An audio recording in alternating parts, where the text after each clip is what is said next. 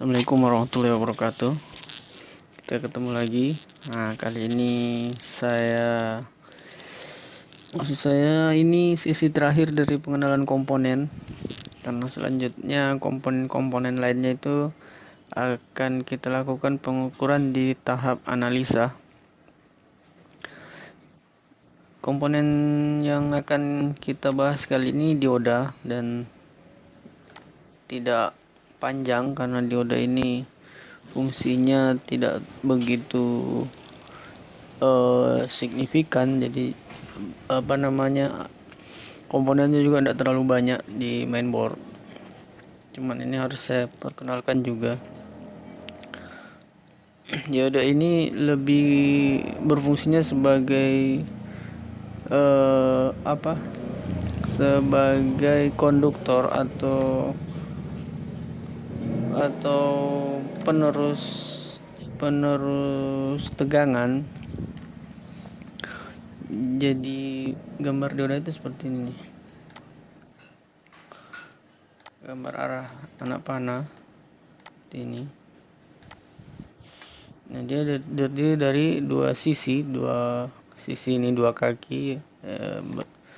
Sisi yang positifnya bernama anoda dan sisi yang negatifnya itu bernama katoda.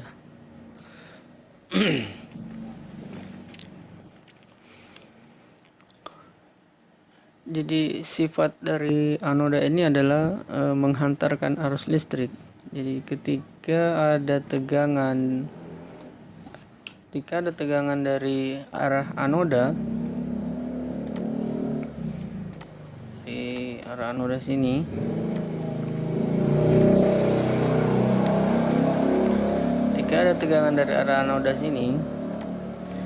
maka fungsi fungsi dioda ini hanya meneruskan arus tersebut. Jadi tidak ada fungsi lainnya, dia hanya meneruskan arus tersebut.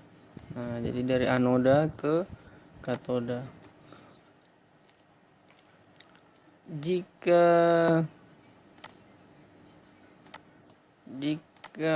dioda ini dipasangkan seperti ini,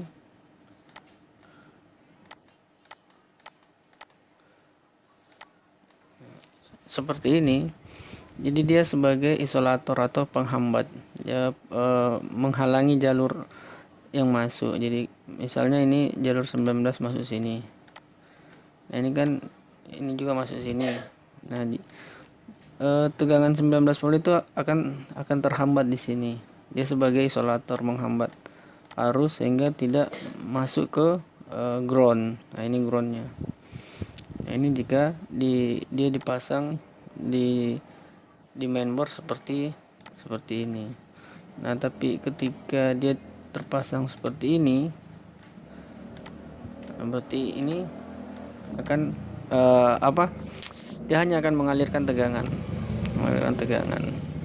Jadi dia fungsinya sebagai konduktor jika terpasang seperti ini, dan sebagai isolator jika terpasang seperti ini. Cara pengukurnya ya kita menggunakan dioda mode, sama seperti kita mengukur MOSFET kemarin. Itu saja jadi patokannya. Jadi sebaliknya ketika kita mengukur kita arahkan di sini positifnya atau probe merah, kemudian di sini negatifnya atau probe hitam.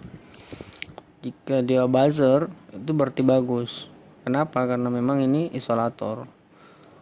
Jadi jika dia diukur kemudian dia tidak bunyi atau tidak buzzer, berarti dioda ini mengalami masalah atau putus. Jadi dia putus.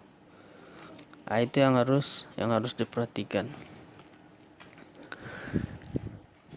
Nah, bentuk-bentuknya seperti ini, yang sering kita temui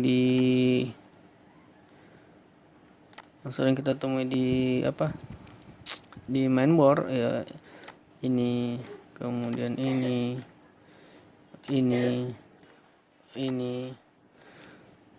Nah, ini yang sering akan kita temui paling banyak.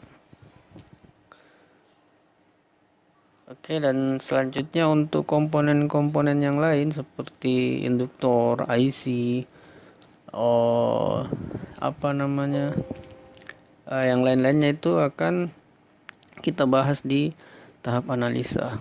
Jadi ini pembahasan yang paling singkat. Nanti di tahap analisa kita akan membahas panjang lebar setiap bagian, setiap jalur. Kita membaca skema dan semuanya akan kita bahas satu persatu. Oke, cukup sekian untuk tahapan ini. Terima kasih.